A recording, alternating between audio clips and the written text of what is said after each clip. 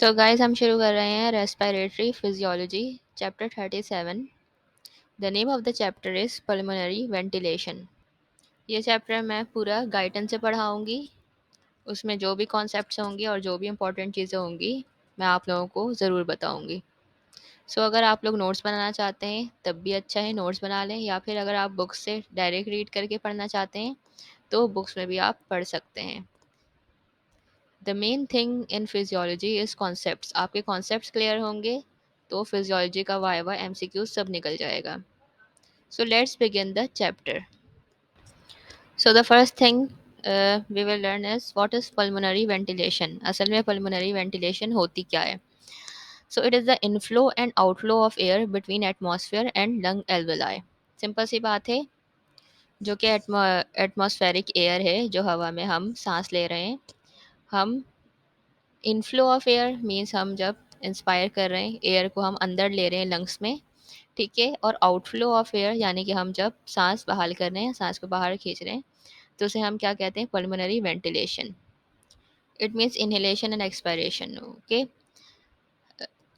इस चैप्टर में कुछ चीज़ें आएंगी जो कि आपको, उसके लिए कुछ टर्म्स आपको पता होनी ज़रूरी हैं, ठीक है। तो पहली टर्म जो है वो मैं बिल्कुल बेसिक से लेके चल रही हूँ, आप लोगों में से कुछ को कुछ चीज़ें पता होंगी, but it's good to start from the basic, ठीक है। तो सबसे पहले what is intercostal muscles? The muscles between the two ribs is called intercostal muscles, ठीक है। दो रिब्स के बीच में जो मसल्स होते हैं वो इंटरकोस्टल मसल्स होते हैं। इंटरकोस्टल मसल्स के नाम आप रेस्पिरेशन में सुनते रहेंगे। तीसरी टर्म आती है हमारे पास एंटेरो पोस्टीरियर डायमीटर। ये भी आप बहुत सुनेंगे। एंटेरो पोस्टीरियर डायमीटर हम किसकी कह रहे हैं? रिब्स की कह रहे हैं, रिब केज की, यानी जिसमें हमारा लंग्स है, जिसे हम रिब केज कहते हैं, उसके एंटेरो पोस्टीरियर डायमीटर वो कम होगा या ज़्यादा होगा ड्यूरिंग एक्सपिरेशन इंस्पिरेशन, वो हम आगे देखेंगे, ठीक है। तो एंटेरो पोस्टीरियर डायमीटर क्या हुआ? हमारी पूरी रिब केज का जो है वो डायमीटर। ओके, तो नंबर 4 हमारे पास आता है elastic recoil. Elastic recoil is the rebound of lungs after stretching for inhalation. यानी जब हम एयर को इनहेल कर रहे हैं, ठीक है, जब ऑक्सीजन हमारे अंदर जा रही है, तो इंस्पायरेशन में हमारे पास क्या होता है? लंग्स एक्सपेंड होता है। तो वो जो लंग्स एक्सपेंड होता है ड्यूरिंग इनहेलेशन, तो जब हम इनहेल कर लेते हैं तो उसके बाद जब एक्सपायर करने लगते हैं तो हमारा जो लंग्स होता है या रिब केज होता है दोबारा अपनी जगह पर वापस आ जाता है। तो उसे हम क्या कहते हैं? Elastic recoil. जैसे कोई स्प्रिंग होती है ना, हम खींचते हैं दोबारा अपने वापस अपनी जगह पर चले जाते हैं। इसी तरह हमारे पास लंग्स और रिब केज दोबारा रिकॉइल हो जाते हैं, ठीक है, जिसे हम इलास्टिक रिकॉइल कहते हैं। ये टर्म भी हम यूज़ होते हुए आगे देखेंगे। Now look at the diagram on the right side. Right पे जो डायग्राम नज़र आ रही है उससे मैं बेसिक कॉन्सेप्ट आपको समझाने की कोशिश करूँगी, देन हम जो गाइडन में हमारी डायग्राम है उससे समझेंगे, ठीक है। तो आप देख सकते हैं कि जब एयर इनहेल्ड हुई है यानी इंस्पायरेशन हुई है पहले इनहेलेशन में, तो क्या हुआ है? हमारे पास रिब केज एक्सपेंड हुआ है। जो हमारे रिब केज है जिसके अंदर हमारा लंग्स है, जाहिर सी बात है हम एयर अंदर ले रहे हैं, तो इनहेल कर रहे हैं, तो वो क्या होगा? एक्सपेंड होगा। As rib muscles contract, ribs के बीच में जो मसल्स हैं, इंटरकॉस्टल मसल्स हैं, वो क्या होंगे? हमारे पास कॉन्ट्रैक्ट होंगी, ठीक है। अब कौन सी इंटरनल होगी एक्सटर्नल होगी ये हम आगे पढ़ेंगे। अभी बस ये समझना हमें वो क्या होगी? मसल्स जो है वो कॉन्ट्रैक्ट होगी। और डायफ्राम भी कॉन्ट्रैक्ट होगा। डायफ्राम कॉन्ट्रैक्ट होके नीचे की तरफ जाएगा, ठीक है। जब हम एयर इनहेल करेंगे तो डायफ्राम क्या होगा? कॉन्ट्रैक्ट होकर नीचे की तरफ जाएगा। एक्सेलेशन या एक्सपायरेशन में हम क्या देखेंगे कि रिब केज जो है वो स्मॉलर हो जाएगी। जाहिर सी बात है हम एयर को out of the mouth, out of the body कर रहे हैं, ठीक है। तो क्या होगा? रिब केज जो है वो सुखड़ जाएगी, स्मॉलर हो जाएगी। रिब के मसल्स क्या होंगे? अब रिलैक्स होंगे, ठीक है। ये चीज़ें आपने याद में रखनी है, जहन में रखनी है, ठीक है। और डायफ्राम क्या होगा?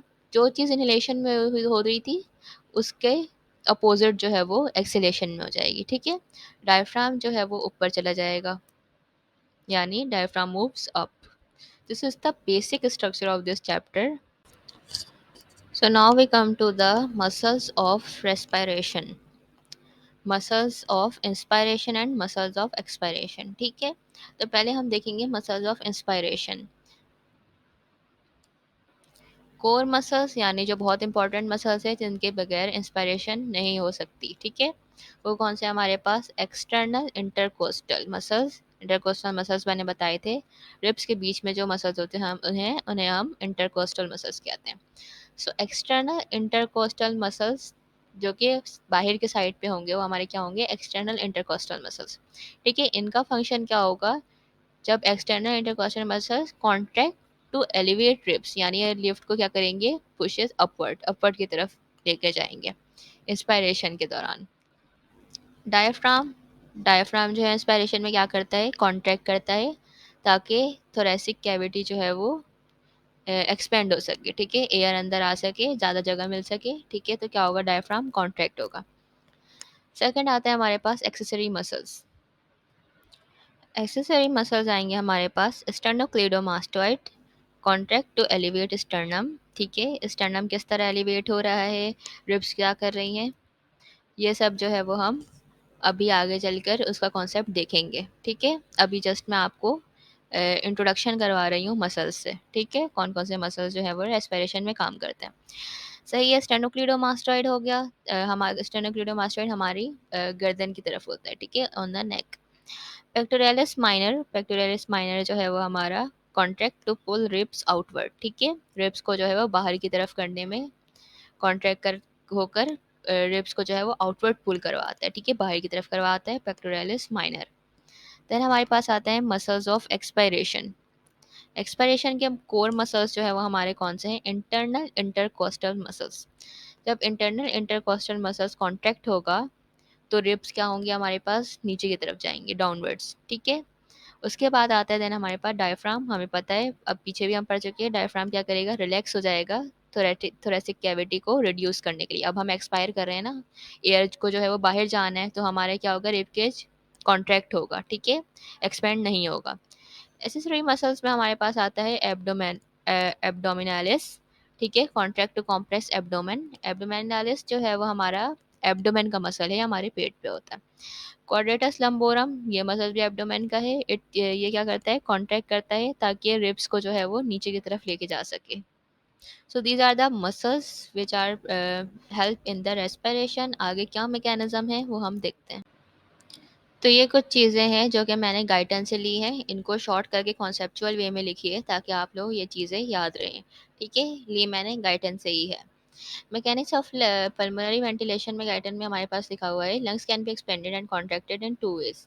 ठीक है, लंग्स या तो एक्सपेंड होगा या कॉन्ट्रैक्ट होगा। एक्सपेंड मतलब फैलेगा, कॉन्ट्रैक्ट मतलब छोटा होगा, दो तरीकों से। पहला जो है वो हमारे पास डायफ्राम, पीछे हम पढ़ चुके हैं डायफ्राम का क्या काम होता है, डाउनवर्ड जाएगा। ज़ाहिर सी बात है, डायफ्राम हमारा जो है वो अगर डाउनवर्ड जाएगा तो ज़्यादा जगह दे रहा है, यानी कि एयर को इन होना है, इंस्पायरेशन होनी है। ठीक है, तभी डायफ्राम क्या होगा, डाउनवर्ड जाएगा। जब डायफ्राम अपवर्ड जाएगा तो इसका मतलब जो है वो कम जगह दे रहा है, वो एक्सपेंड होने नहीं दे रहा है। तो इसका मतलब क्या करना है, हमें एक्सपायरेशन करना है, एयर को एक्सपायर आउट करना है। ठीक है, देन हमारे पास रिब्स का क्या काम होता है, ribs elevate and depress rib to adjust antero posterior diameter of the chest cavity. Antero posterior diameter से मैंने क्या बताया था, जो हमारी पूरा रिब केज है जिसके अंदर हमारा लंग्स है, उसको हम क्या कहते हैं, anterior posterior diameter of ribs. ठीक है, आगे एंटीरियर, एंटीरियर मतलब एंटीरियर आगे की चीज़, पोस्टीरियर मतलब पोस्टीरियर बैकवर्ड साइड पे। ठीक है, तो पूरा जो रिब केज आगे पीछे से क्या होता है, एक्सपेंड होता है, कॉन्ट्रैक्ट होता है। और ये कौन करता है, हमारे पास रिब्स कर रहा होता है। रिब्स जो है वो हमारे एंटीरियर एंटीरियर पोस्टीरियर डायमीटर को कंट्रोल कर रहा होता है।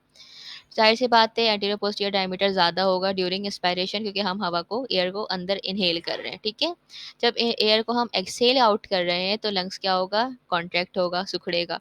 ठीक है, इस तरह जो है वो दो तरह से होता है। अब पहले जो है वो हमारे पास इंस्पायरेशन और एक्सपायरेशन में क्या होता है, हमारे पास पहले भी हम बात कर चुके हैं।